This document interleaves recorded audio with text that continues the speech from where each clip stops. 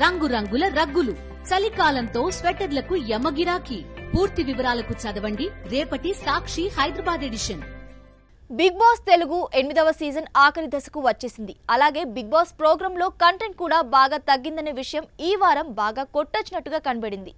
ఈ వారం ఆరంభం ఆఖరి నామినేషన్స్ తో మొదలవగా టాప్ 5 ఫైనలిస్టులతో ముగిసింది. ఆఖరి నామినేషన్స్ కాబట్టి కంటెస్టెంట్స్ వాళ్ళు వాడే భాష డోస్ పెంచి అంటే పరుష పదజాలం వాడుతూ బిగ్ బాస్ కు కొంచెం ఆనందం కలిగించారు. ఒక్క అవినాష్ మినహా మిగతా అందరూ నామినేట్ అయ్యారు. ఇక నామినేట్ అవడానికి చేయడానికి ఎవరూ లేరు. దీని తర్వాత ఓట్ అప్పీల్ కోసం కొన్ని వింత టాస్క్లతో ఆఖరి దశలోని ఓ వివాదాస్పద అంకాన్ని పూర్తి చేశాడు బిగ్ బాస్.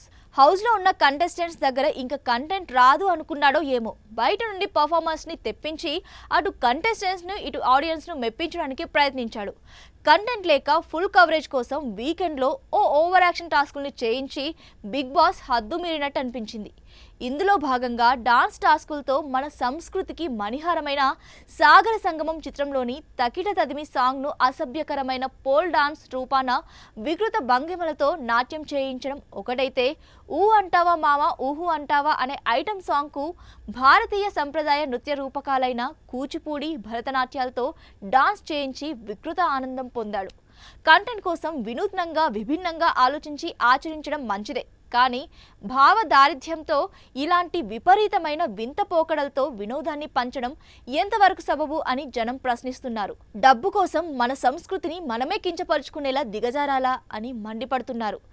ఎంత కంటెంట్ నిల్లైతే మాత్రం కవరేజ్ కోసం ఇటువంటి కథలు అవసరమా?